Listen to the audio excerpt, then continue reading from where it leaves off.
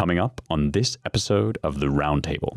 Has there really even been any noise about Ramaswamy's Hindu practice?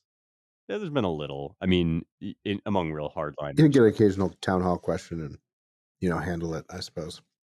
I don't know. It just seems to me that, like what Eisenhower said, like, I don't care what religion a man has, just as long as he's got one. I still feel like that is on some level a prevailing ethic in American conservative politics to some extent. Maybe I'm being overly optimistic. I don't know. I mean, maybe watching him pour milk over a Shiva lingam or something would turn people off. But oh boy, where'd you get that one, Seth? I couldn't even. I could never have pulled that one out. Like, I don't. Where did you get that?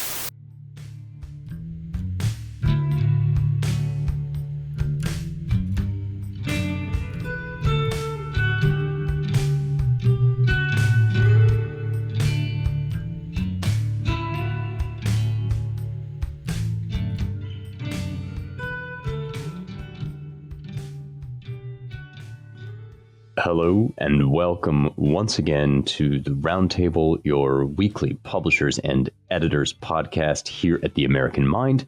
I'm your host, Spencer Clavin, features editor of The American Mind and associate editor of the Claremont Review of Books. Someday in 2024, we will have an episode that includes every member of the OG Roundtable cast, but today is not that day. We'll see if we get it in before January ends. I am joined this week by managing editor Seth Barron and publisher and president Ryan Williams. I don't mean to imply that that's anything other than a motley crew of expert commentators, just that we have yet to all be together in the same place this year. This week, I feel weirdly sort of excited because we have some actual information to talk about. I feel like the looming topic on everybody's mind has been 2024 and the presidential election for, it feels like forever. It feels like I can't remember a time when we weren't thinking about 2024, at least those of us that talk about these things and are on this podcast and listen to this podcast. We're all wanting to talk about the Republican primaries and the coming presidential election, but there hasn't really been that much to say besides tea leaf reading until, at long last, the Iowa caucuses happened, the Iowa caucus on Monday. So 2 days ago when we're recording, 4 days ago when you are, or 3 days ago, sorry, when you are listening to this, we at last have some results beyond just predictions and polling. Not a huge surprise, however, although some interesting things to flag and highlight. Donald Trump, his lead was not a mirage. This was not simply an accident of the polling or bias in the way the questions were being asked. He scored a huge victory, 51%. Ron DeSantis a distant second at 21.2%. Nikki Haley just behind DeSantis at 19.1%.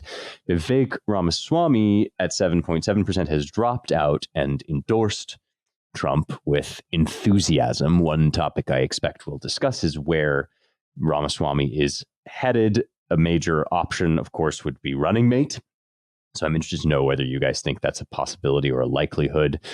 Jeremy Carl, our pal, who sometimes comes on the show, is a close watcher of these sorts of things and very good, among other things, at data analysis. So he's got a thread. If you go over at Real Jeremy Carl, you can read his assessment of some of the numbers. A couple takeaways to mention here. DeSantis performed most strongly, he says, among movement conservative types, but got crushed among independents. He also notes, Jeremy also notes that if Trump has a weak point, it's with young people, which is also a weak point for Biden, but might be a point in favor of a Ramaswamy running mate, since he seems to attract a kind of, express a kind of youthful energy and attract a youthful crowd. So that's an option. That's a possibility. Still early days and low turnout in Iowa, in part because of the weather, perhaps also because of people's sense that this is a foregone conclusion. But maybe let's begin, before we get into the Ramaswamy and the nitty gritty of it all, let me just get your guys' general take on this and whether you think, as some have argued, including Dan McCarthy, another friend over at the American Conservative, whether you think that it's basically over for DeSantis and he should quit. Dan argued it. I think the piece was in The Spectator, but maybe it was TAC. Sorry to TAC friends. Maybe, I think it was actually. But actually, Dan's argument was interesting, I thought, which was not just he should drop out because he doesn't have a chance, but rather that the longer DeSantis stays in, the longer he splits the Trump vote somewhat and gives more life and oxygen to the Haley campaign, which will allow her to continue to raise money and build a coalition, which will give an unnaturally long life to the continued rump part of the party, which is the neocon McCain sort of faction. So Dan it was an interesting strategic argument. I hadn't really thought of it, but that's a reason for Haley and frankly even DeSantis to stay in as long as they can, which is they continue to build relationships and lists of people that will serve them well in the future. So people should remember that the calculation goes far beyond just can I win the primary. In a way, the system incentivizes you to stay in it as long as you have money to stay in it, in a way. So that was interesting, I thought, from Dan. So his argument was, in a sense, to have DeSantis do the statesmanly thing or the prudent thing and drop out for the greater good, because in Dan's view, and I think in many ways in Ron DeSantis' view, to the extent that that old faction of kind of mindless foreign policy hawkism and utopianism, a la Bush's second inaugural, the kind of neocon wing of foreign policy in the Republican Party, the sooner it completely fades into the background, the better for the Republican Party and for the country. So that was sort of Dan's argument, which people should check out. It's worth reading. I would just like to say a word of in favor of this interesting small town civic institution focused weird thing that is the Iowa caucus. I mean, we of course have friends in the Trump administration and in the DeSantis campaign, or Trump campaign, the DeSantis campaign. And I heard from a friend who's out there, making speeches on behalf of DeSantis at one of the whatever 1,000 caucus sites were. And he said it was just interesting. You get up, you make your pitch.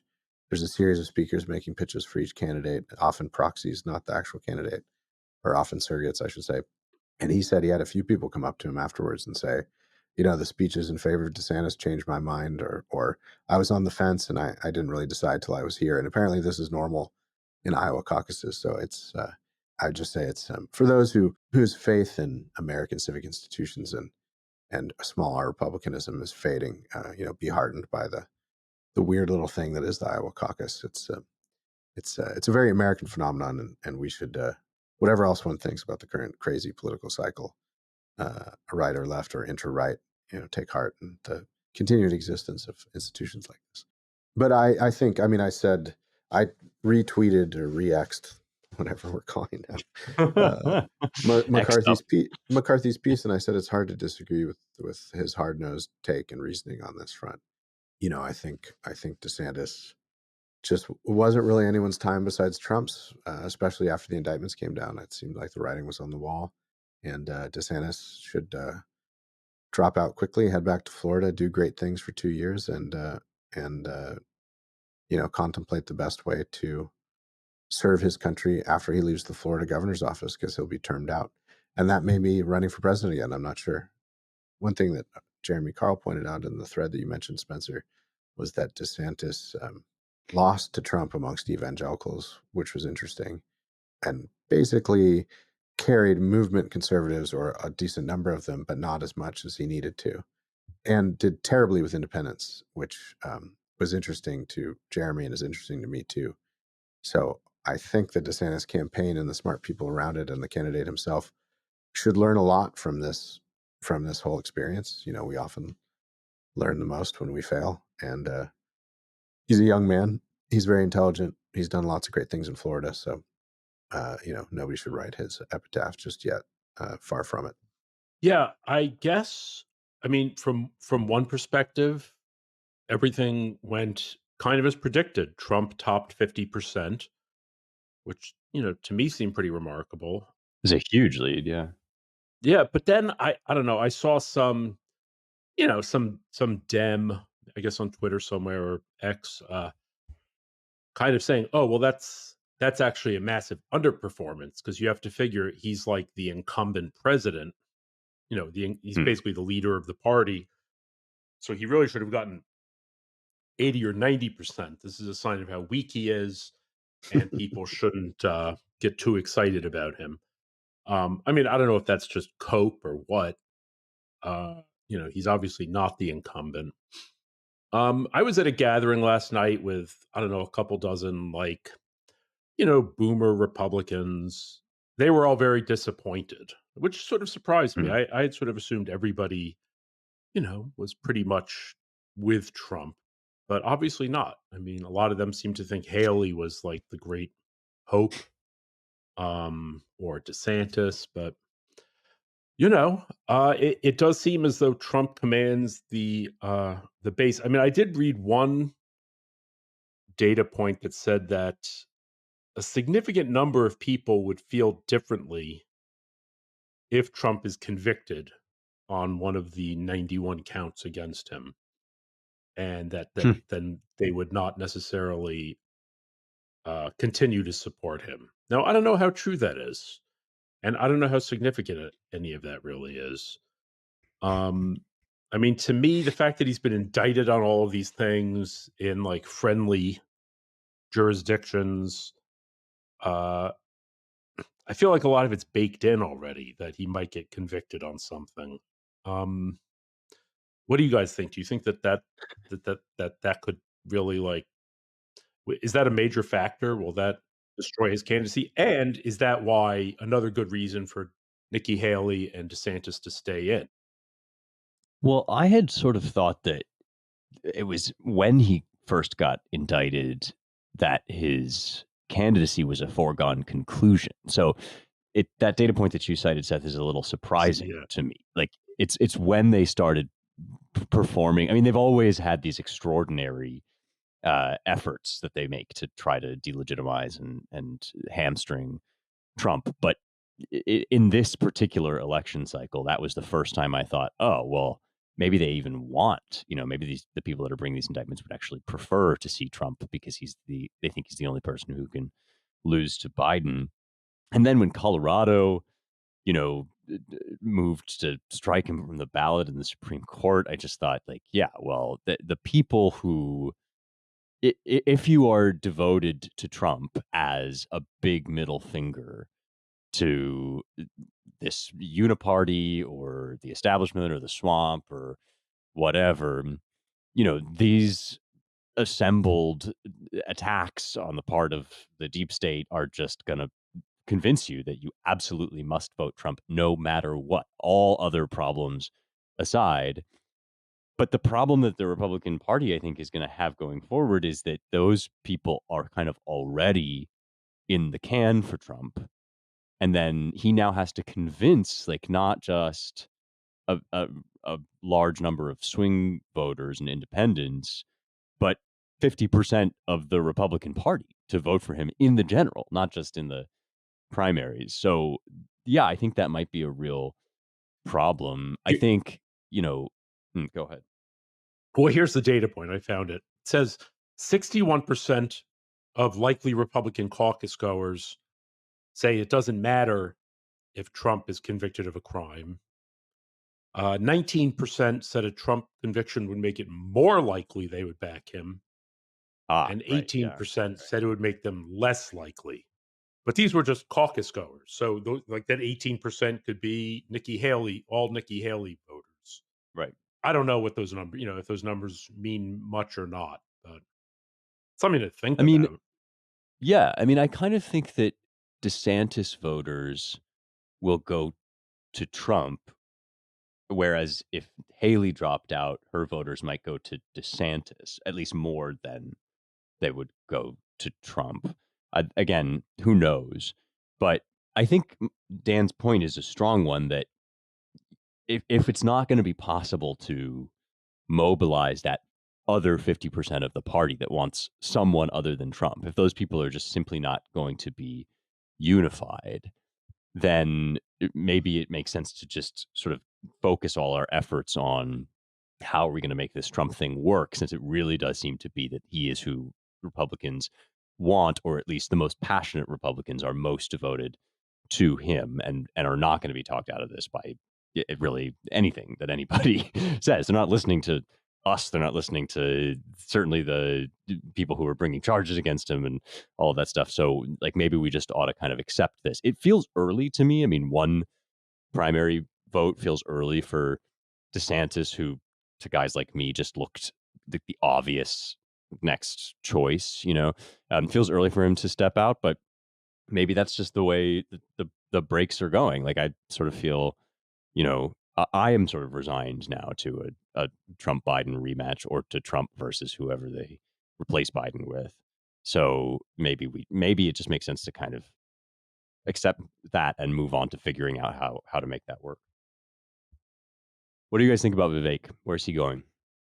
I don't really see him as the vice presidential nominee. Whether the running mate really matters that much is another question.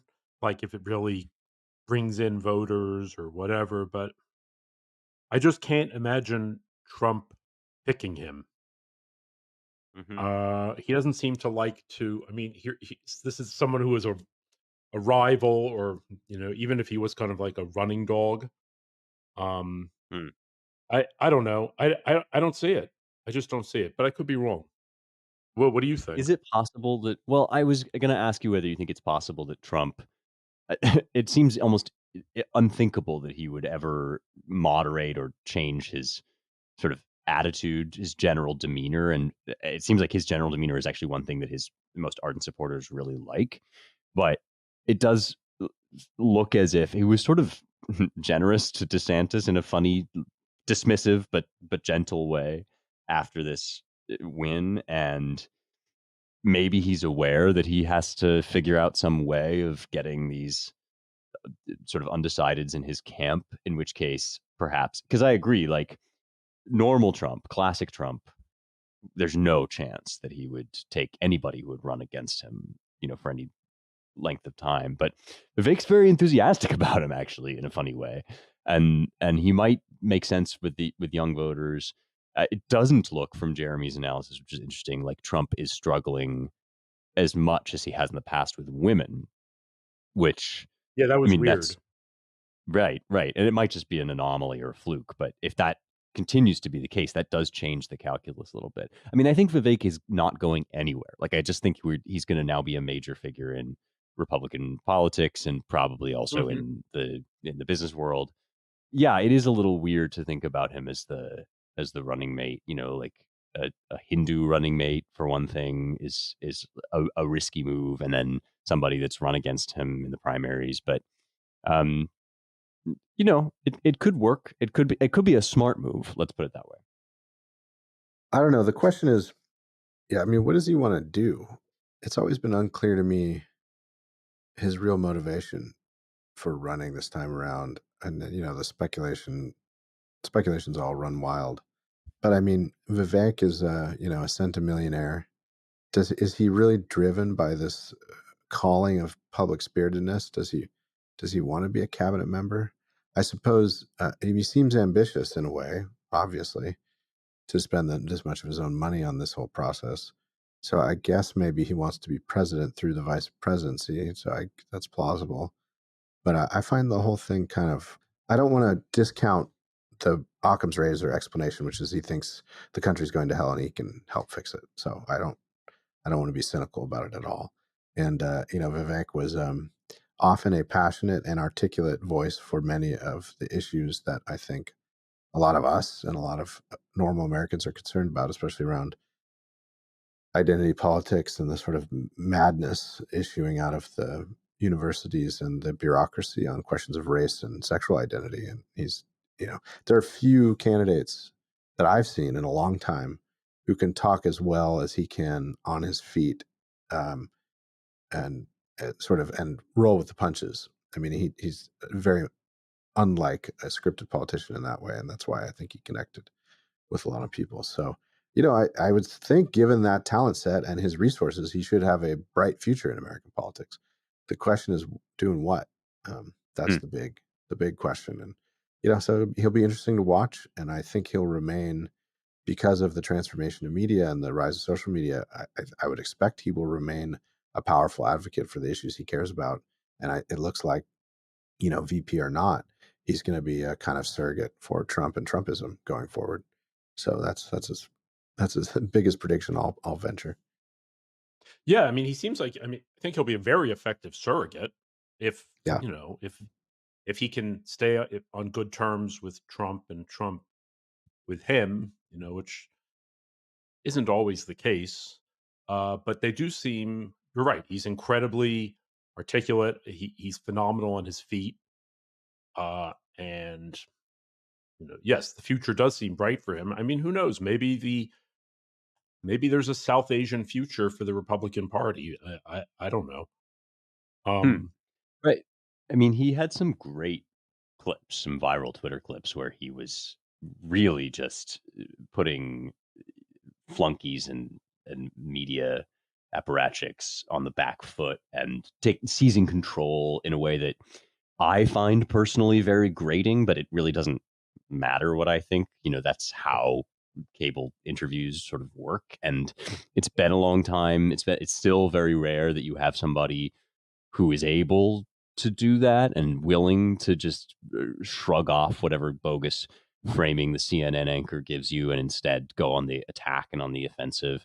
It's something that he shares with Trump. It's something that the best person at it, I think, currently living is Chris Rufo, who has a whole sort of strategy built around it. And a lot of people, including DeSantis, have struggled to catch up with that particular aspect of 21st century Republican politics, that like you just have to be a total bulldog toward the press. You have to treat them with contempt while projecting at least a degree of insouciance and ease. And he's definitely really good at all of that. I mean, Ryan, I think the Occam's razor explanation certainly obtains, if only because Ramaswamy seems to definitely think he can be the solution or part of the solution to what ails us, as a sort of subclause of his totalizing ego. Like he Yeah. obviously thinks he's incredible, and he shares that with Trump too, right? That it's not because cometh the hour, cometh the man, and he must step up, so much as just like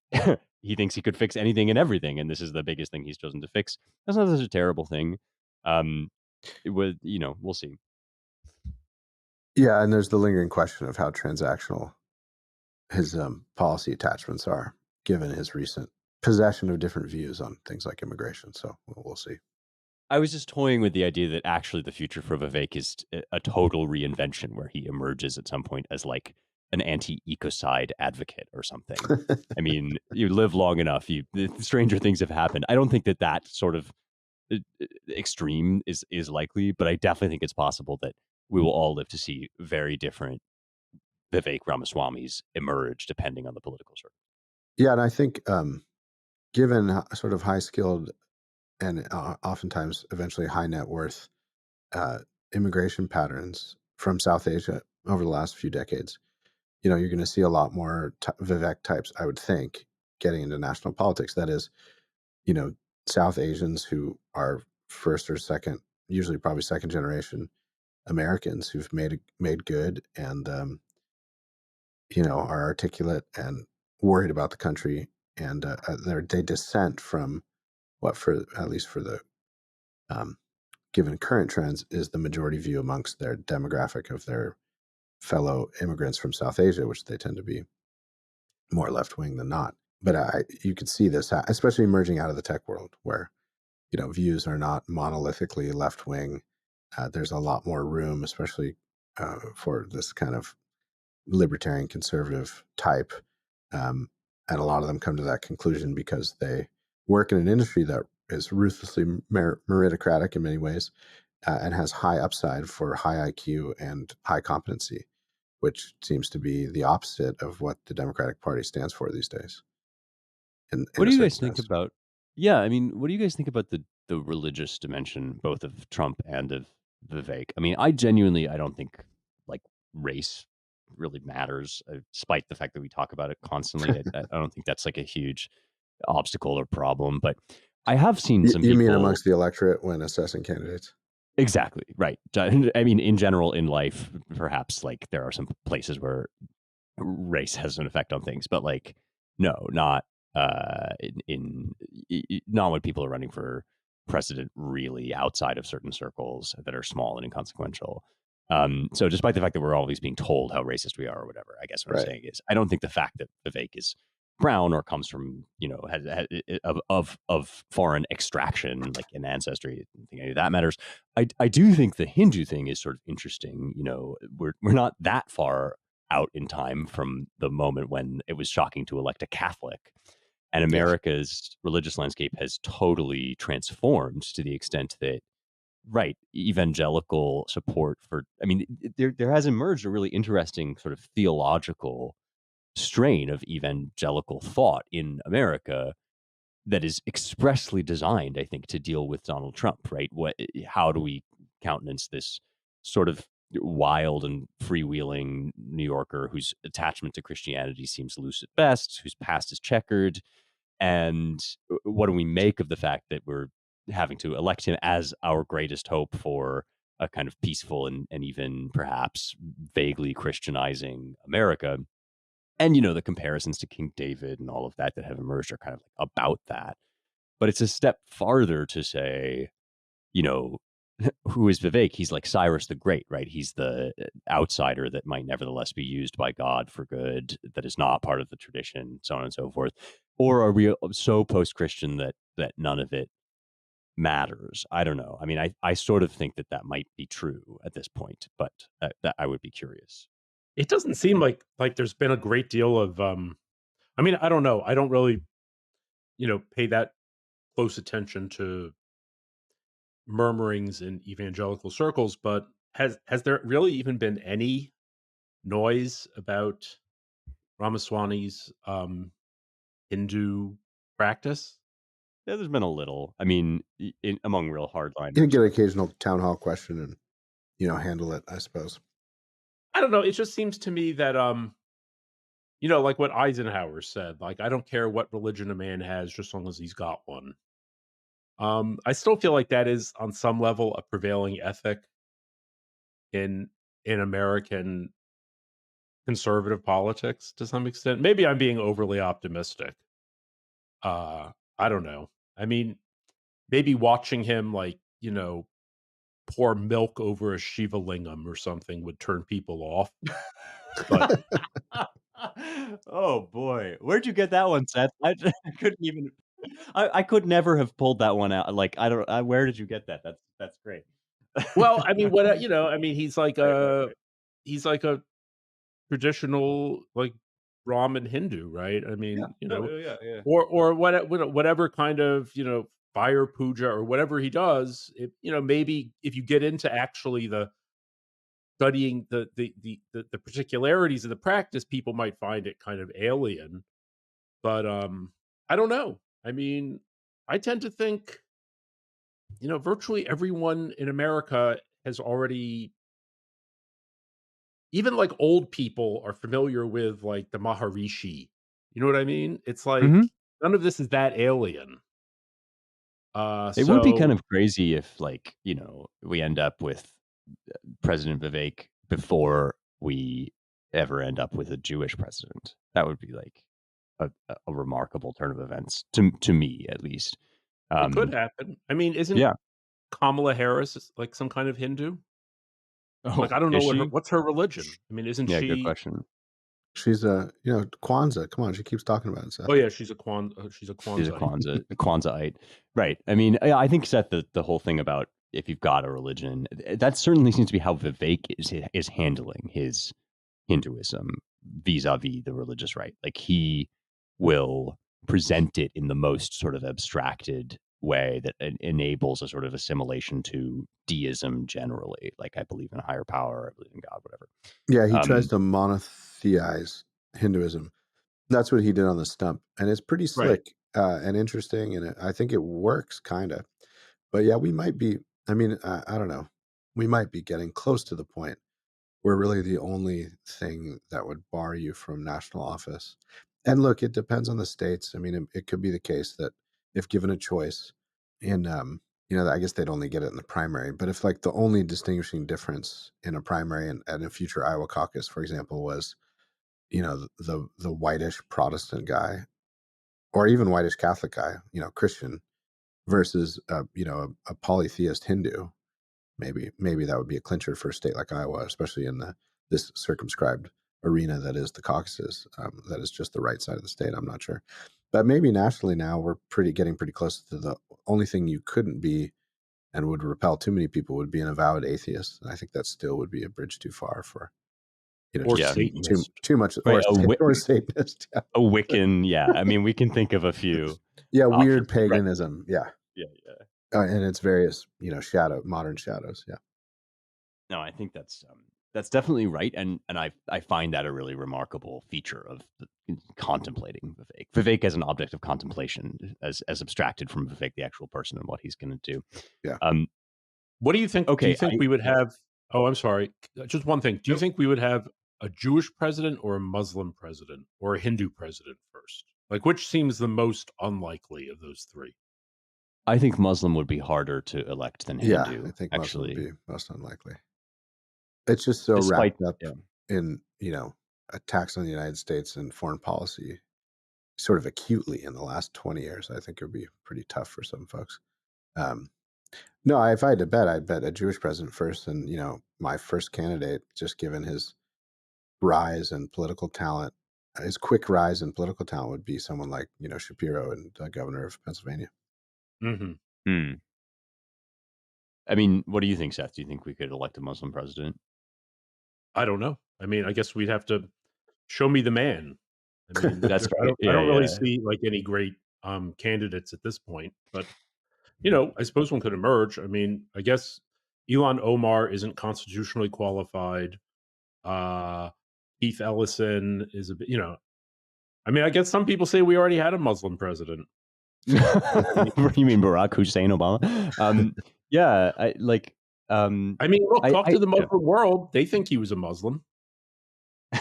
Right.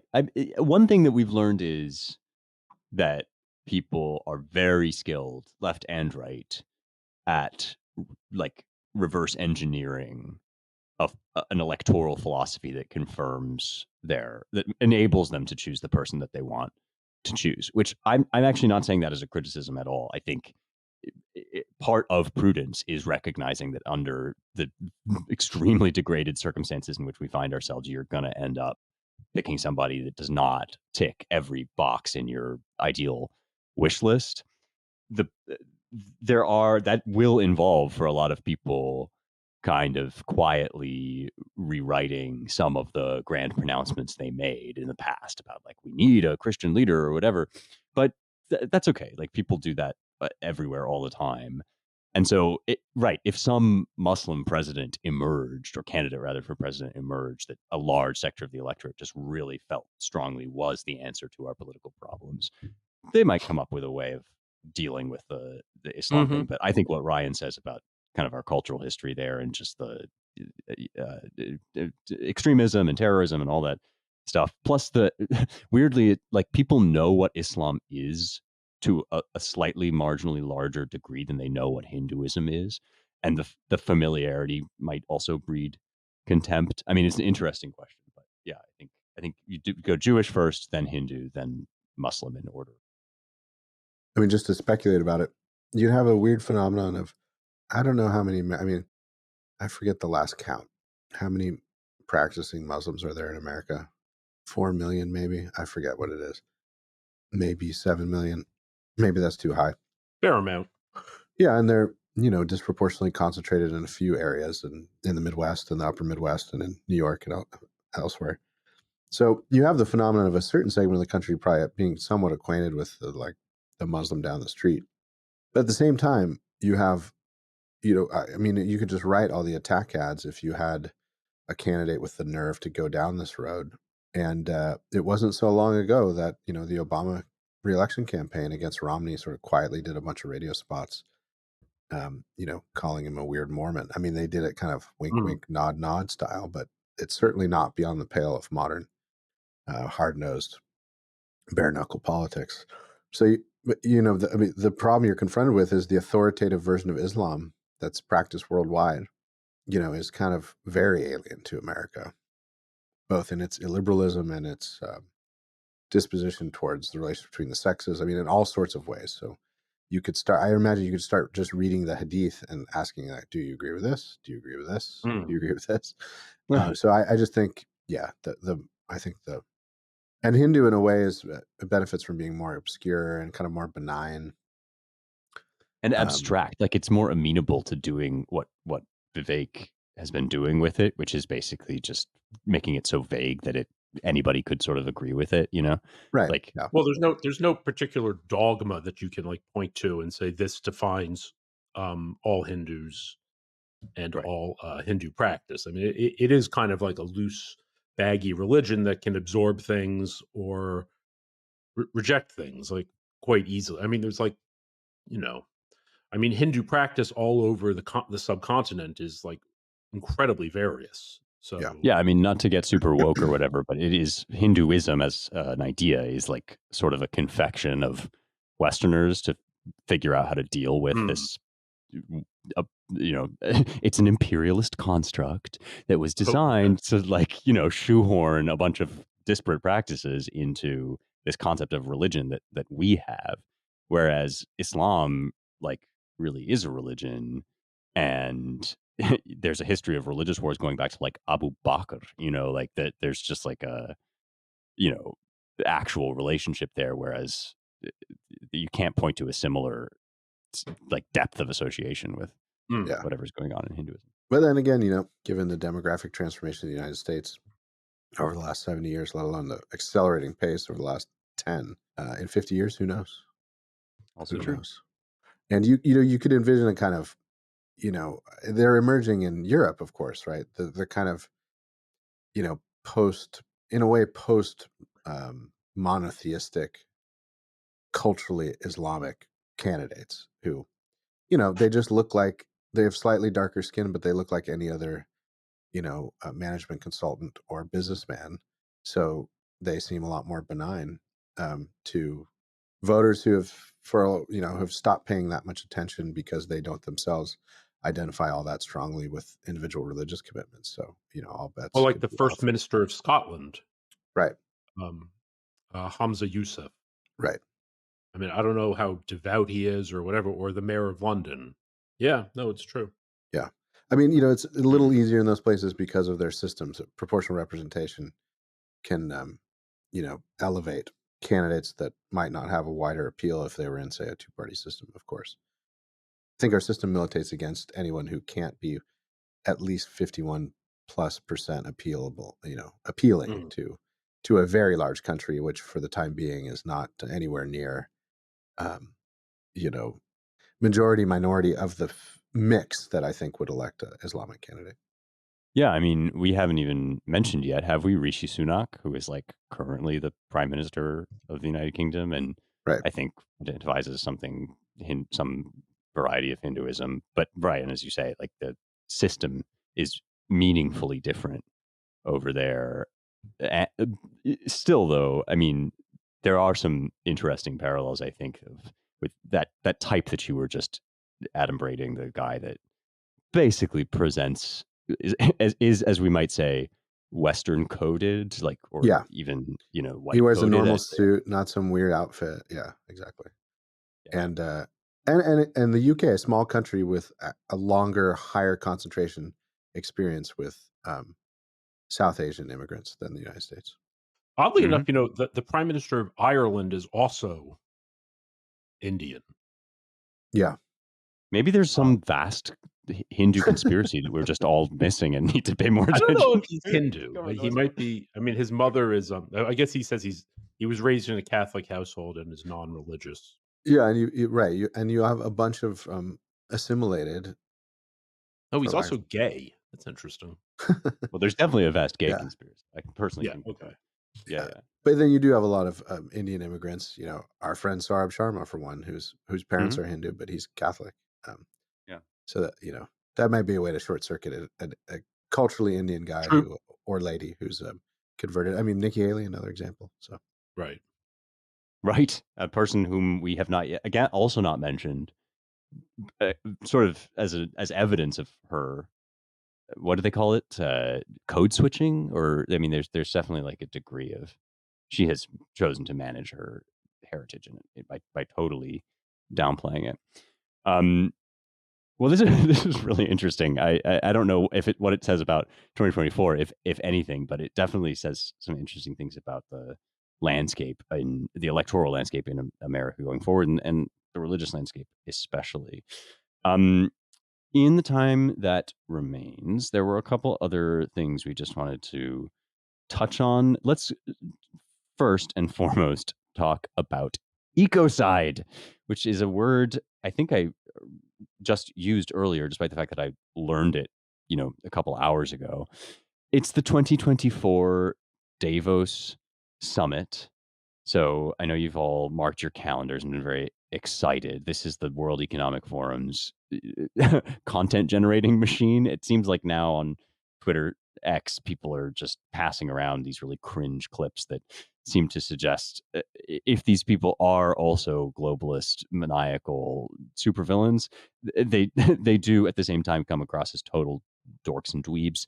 But one clip caught Ryan's attention. He sent this around to us, and I thought it was interesting to discuss. This is Jojo Mehta, I believe, and we can drop the clip in the show notes so you can watch. But she's basically representing this position against Ecocide, which she's advertising to the good and the great at the World Economic Forum and in Davos.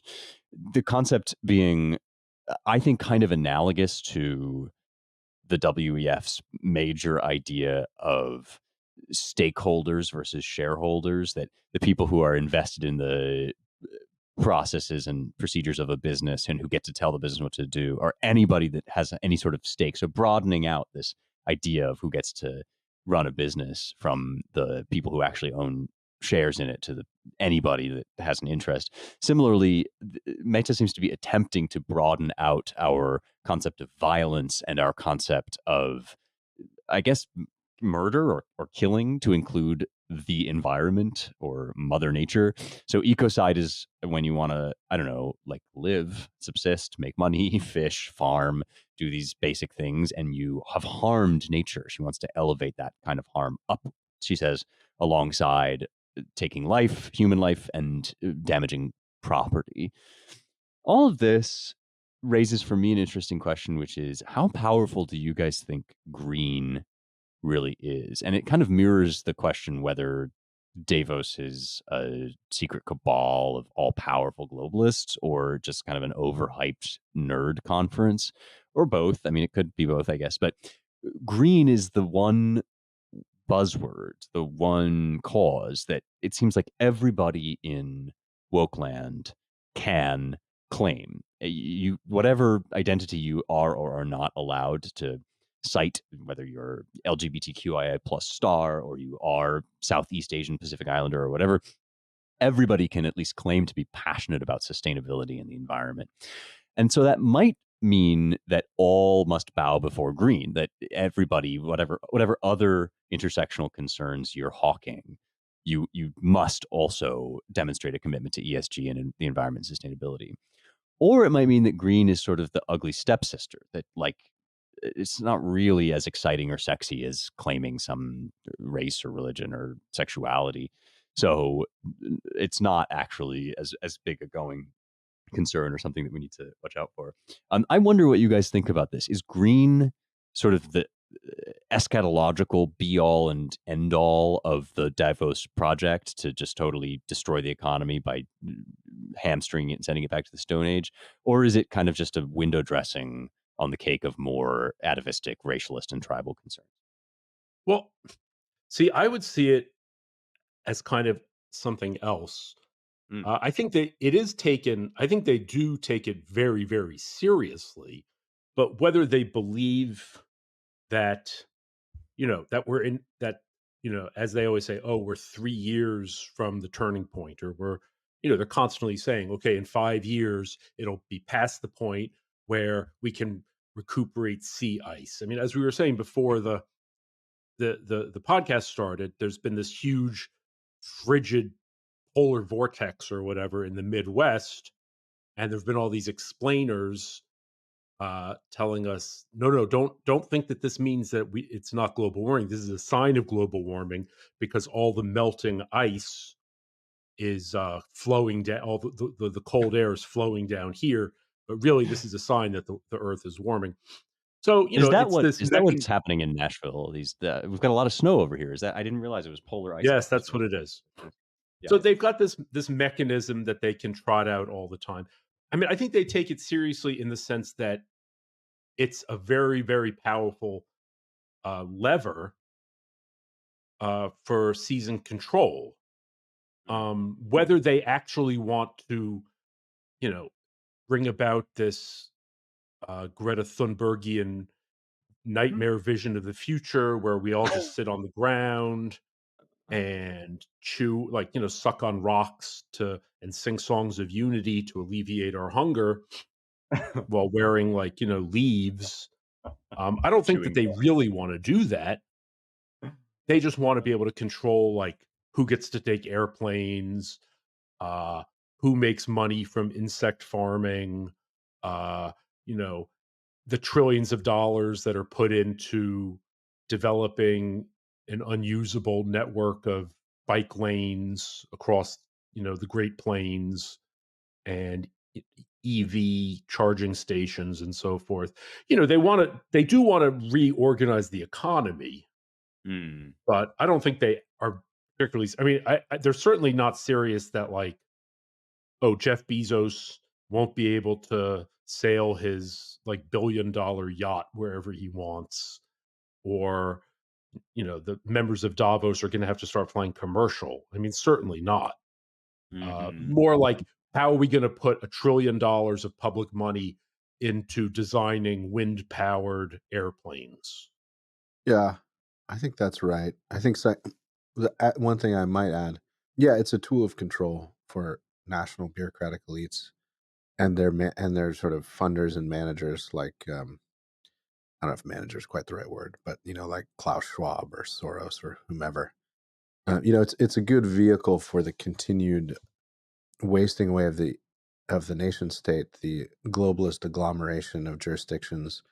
This sort of slow march to world government, which a certain type of technocratic elite likes because they think that's the only way you can sort of manage human happiness on, ever increasing echelons or tiers as we continue to progress into the future.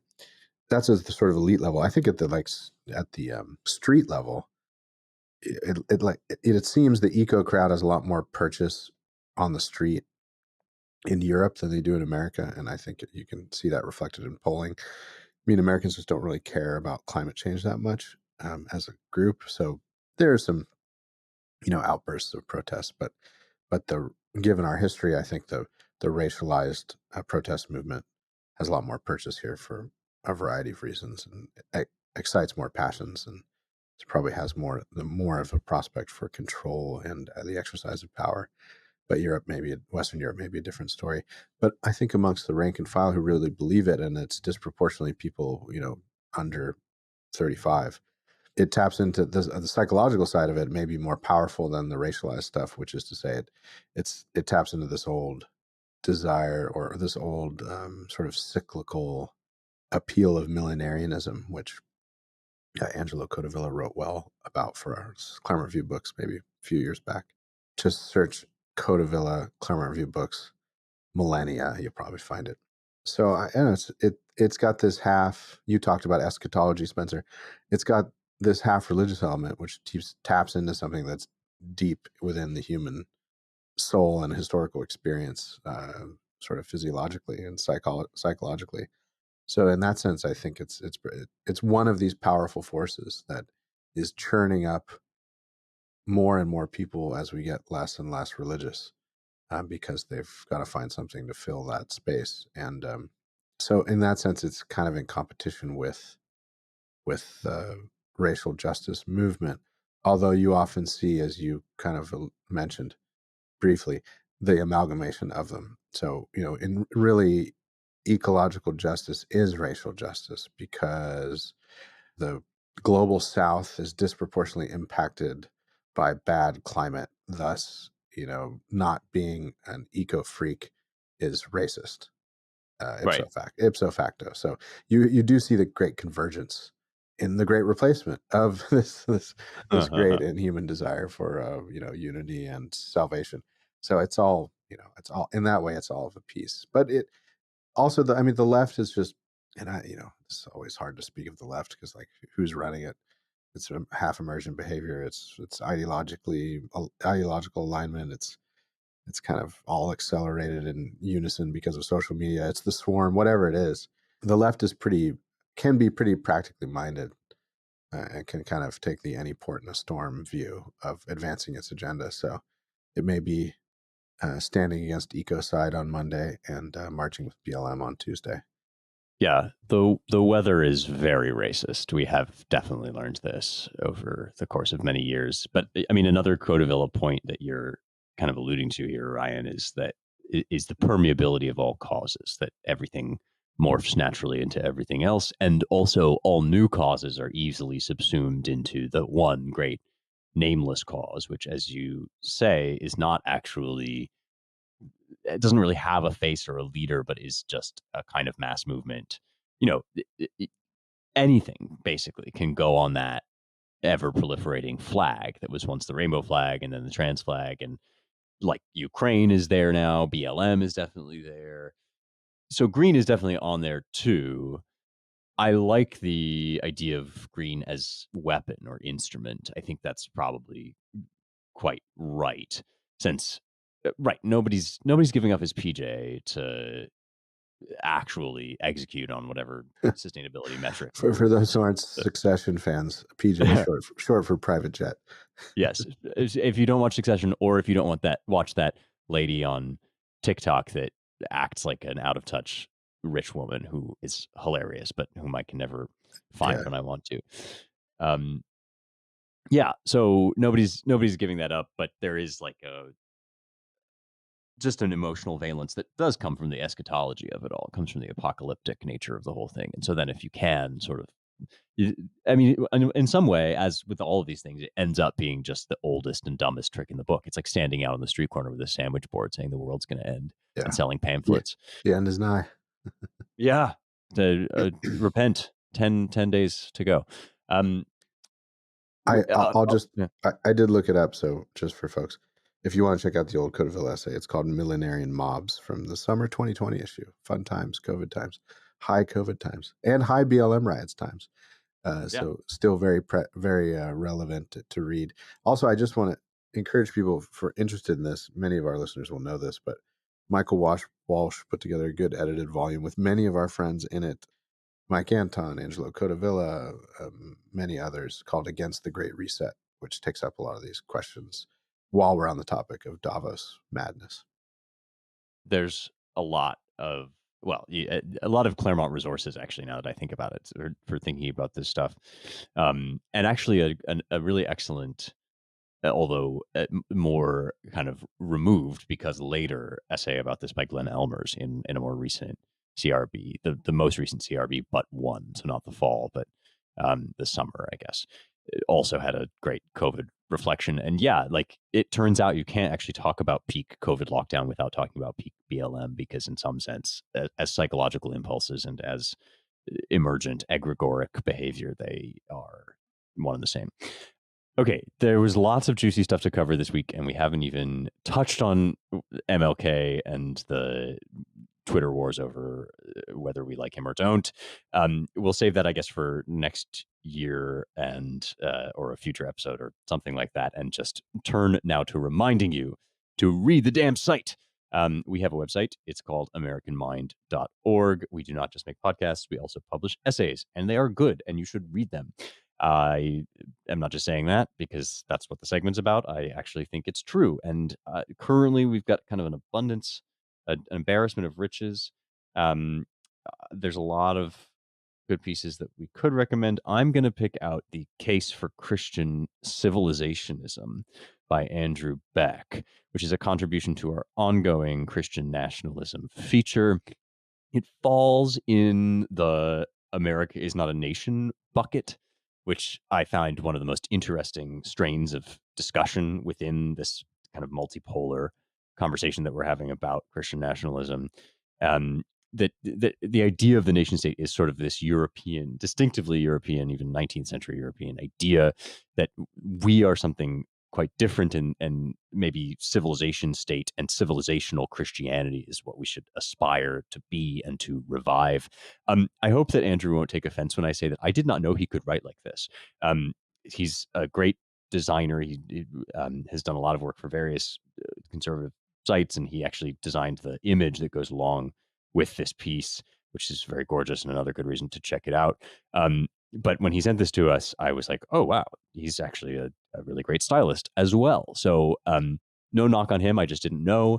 And I think if you know Andrew's work from other contexts, you will be pleasantly surprised to discover that he has, this is among his other many talents, The Case for Christian Civilizationism by Andrew Beck. Go check it out. Ryan, do you want to take over?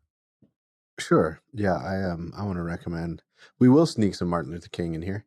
I'm going to recommend Plagiarizing While Black by Alexander Riley, subtitle of which is The Advance of the Revolution from King to Gay. That is Claudine Gay.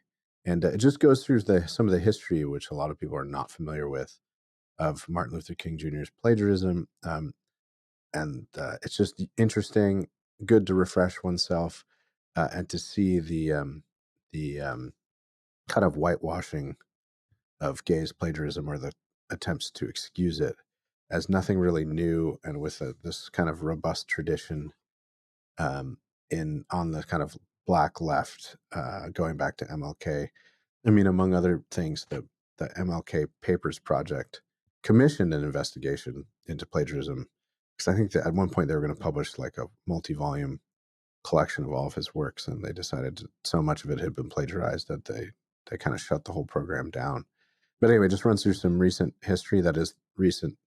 I think more than anything, what we need to understand on the right and more generally into how we got to our current position is the history of America in the post-60s era. That is the kind of uses and abuses of the civil rights movement and the central characters in it. So if we want to understand our own condition and what to do about it, we have to go back to school on all this. And this is just one little piece of that. Yep. That's a great piece. And it's funny, when I thought we might do a segment on MLK, I was going back through the various Claremont archives on the topic. And we should mention, I think, a very insightful, but also well-researched and careful and methodical treatment of MLK Jr.'s whole career, called The Two Revolutions of Martin Luther King Jr. It's by Peter C. Myers. Oh, yeah. I really liked that essay, and it's lengthy and detailed and well sourced. But then also more recently, a piece called Like Some Prophet of Old in the spring 2023 CRB by Myron Magnet, which is a review of a biography of King. Similarly, like Myers, although it is more of a kind of magazine piece than Myers's is, Magnet's piece is balanced, even-handed, acknowledges many of King's virtues while also assessing and dealing with his later radicalism and plagiarism and also adultery, which we haven't talked about yet. So that's a really good one. And when I came across the part of it that deals with plagiarism, I thought, man, somebody should write a piece about how the Claudine Gay thing is really just kind of a rehash of the MLK situation. And then I was like, oh, wait, we already ran that piece on our site. So you can go find it at AmericanMind.org. Turns out you need to read the damn site, Spencer. Yeah, I must read the damn site. Excellent. Okay, Seth, what do you got? Yes. I just want to say, yes, I was very pleased when Alexander Riley sent in that item, because I had been thinking, oh, this is such like rich ground. And just something interesting. A lot of people are not aware of the fact that Martin Luther King's mother was assassinated in 1974 while she sat in church playing the organ by an anti-Christian Black Hebrew Israelite. Something that's kind of like one of these little If I'd known that, I certainly have forgotten it. Well, I think you and all of American culture and history have forgotten that. The piece I wanted to cite was by Joel Kotkin, friend of the site. friend of American Mind. The Coming War of Civilizations. America's decline is not irreversible. And, basically Joel, as he's wont to do, talks about, major structural problems that America faces in terms of industrialization and, demography. But he points out that our chief rivals also face similar problems like China, Russia. And he suggests that all is not lost, that if we were to replace our decrepit elite, which has really hollowed out the country, that we could certainly overturn the social justice regime, the DEI regime that's dominating everything at this point. There's no reason why the United States couldn't reemerge as the leading world power and apostle of freedom. Well, I love good case for optimism and or white pill. And yeah, that's a great piece by Joel Kotkin. There are other also great pieces on our site that you should go and read. It's AmericanMind.org. But this concludes the podcasting portion of our contributions for the week. We are always really glad to be with you. Thank you very much for listening. If you want to learn more about the work that we do at the Claremont Institute in Defense and Recovery of the American Idea, there are a number of places you can go. Besides AmericanMind.org, there's also ClaremontReviewOfBooks.com, which I have cited a couple essays from CRB as well today. There's Claremont.org, and there's also our DC-based Center for the American Way of Life at dc.claremont.org. Finally, if you want to support the work that we do and all those projects that I've just mentioned, we would greatly appreciate it. It's claremont.org/donate to do that, which is how we keep the lights on. Don't forget to rate this podcast if you have not already. Give us 5 stars, or at least keep any criticisms you may have to yourself. Share the pod wherever you share things, be it online or among friends. And that all just helps to grow the show and let people know, spread the word. So we really appreciate that as well. Thanks to our production and engineering crew, Jake Gannon and Logan Zeppieri. And thanks to all of you for listening. We will talk to you next week.